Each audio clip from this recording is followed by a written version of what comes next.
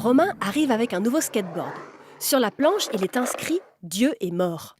Fama trouve cette provocation ridicule. « Tu sais même pas ce que ça veut dire », lui lance-t-elle.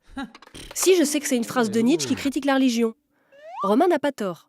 Mais pour bien comprendre ce qu'un philosophe peut avoir à dire sur Dieu, il faut d'abord se demander qu'est-ce que la philosophie peut nous dire de la religion. La religion recouvre plusieurs dimensions. Elle est à la fois un système de croyances, la foi en un ou plusieurs dieux, une morale, le bien et le mal, une pratique culturelle, les rites, les cultes, qui forment une communauté. Une étymologie possible est le latin religare, qui signifie « relier ». Bergson montre que la religion correspond à deux tendances chez l'homme. Elle constitue une réponse culturelle et collective au risque de désordre social. Elle est ainsi un lien horizontal, car elle relie les hommes entre eux par des pratiques et des règles. Mais elle est aussi un lien vertical reliant l'individu au divin. Un élan créateur qui transporte l'homme au-delà de son existence terrestre et le met en rapport avec le transcendant. C'est la religion dynamique. Cette expérience désigne la foi, l'action de croire ce qui dépasse la raison.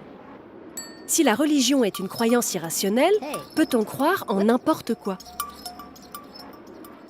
Blaise Pascal affirme que la raison et le cœur, par lequel on croit, sont deux ordres distincts qui ne sont pas contradictoires et qui peuvent cohabiter en nous.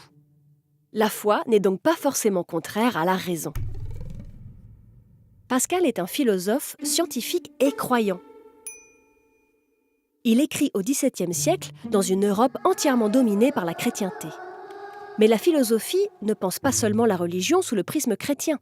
Dans son histoire, même ancienne, il existe des penseurs musulmans, Averroès, taoïstes, Zhuangzi, juifs, Maïmonide, ou encore bouddhistes, Nagarjuna.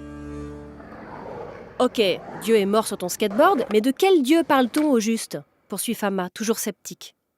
La célèbre exclamation de Nietzsche, pour être bien comprise, doit être située. À l'époque où il fait ce constat, la pratique du christianisme décline à vue d'œil. Comme il est athée et critique l'emprise de la morale chrétienne, il s'en réjouit. Mais il met aussi en garde ses lecteurs. Même quand les religions sont affaiblies, l'homme continue d'être animé par la volonté de croyance, c'est-à-dire par le besoin, selon lui, de se donner des idoles. Ces survivances de religions hors de la religion, aujourd'hui on pense aux sectes par exemple, Nietzsche les appelle « ombres de Dieu » et pense que la philosophie doit les combattre comme des illusions.